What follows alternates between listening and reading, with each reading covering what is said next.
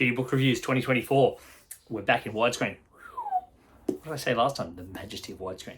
Now, I don't know whether you guys had a COVID project. I had a couple. Shitty Book Reviews, funnily enough.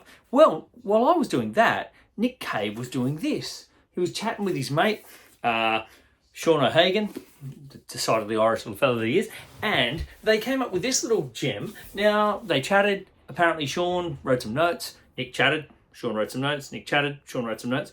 And along the way, they came out with a book that is, I don't know, it's a bit like, did you ever see Dusk Till Dawn? It was a Quentin Tarantino project in maybe the 90s, possibly 2000s.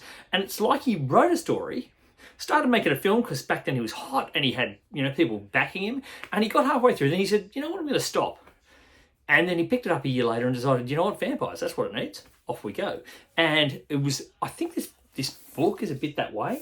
They start with a conversation that tells these just engaging stories of how Nick Cave became who he is, from his childhood and his youth to all the punk movement and the violence, anger, frustration that was expressed in that, and a bit of time on some of the side drugs and the like that happened with that lifestyle, relationships, family, some of the more recent tragedy, but then somehow slides into some of his modern day projects and a bit of promotion, like, oh, hey, I'm selling this, I'm selling that, and look at what my wife's selling, look what I'm selling.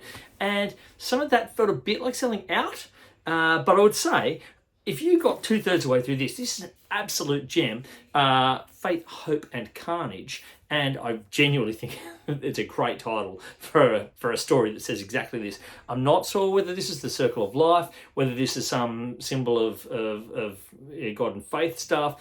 Circles are pretty powerful stuff, and he's leaning into that. Seriously, I would say Nick Cave's a man who is both funny, really smart, really clever, and has somehow managed to turn punk rock and junkie heritage into bloody gold. So I would say, Nick Cave, loving your work, and I'd say to you out there, probably not a path to follow, because there's been some dodgy stuff in there, and I suspect he's probably dealt with more tragedy in recent years with the loss of children and stuff that none of us want to get near, and I massively empathise with that. There's nothing funny in that, so because I like funny, that's just not funny. But I will tell you, out of that, mate, doing the soundtrack to Peaky Blinders, well played, Nick Cave. Kylie Minogue, Dead with a Rose, loving that shit. But I'd say, as far as the tragedy of that life, I wouldn't trade it with mine. Mine's been pretty mellow, pretty sweet. But Nick Cave and Sean O'Hagan, I'm sure that my pronunciations are right. Although I saw a funny meme the other day about Sean Bean. It's like you can be Sean Bourne or you can be Sean Bean. You can't have it both ways, Sean. Anyway, I'm not sure where I was going with that. I didn't write that, but the internet gives me comedy. What am I going to do with it?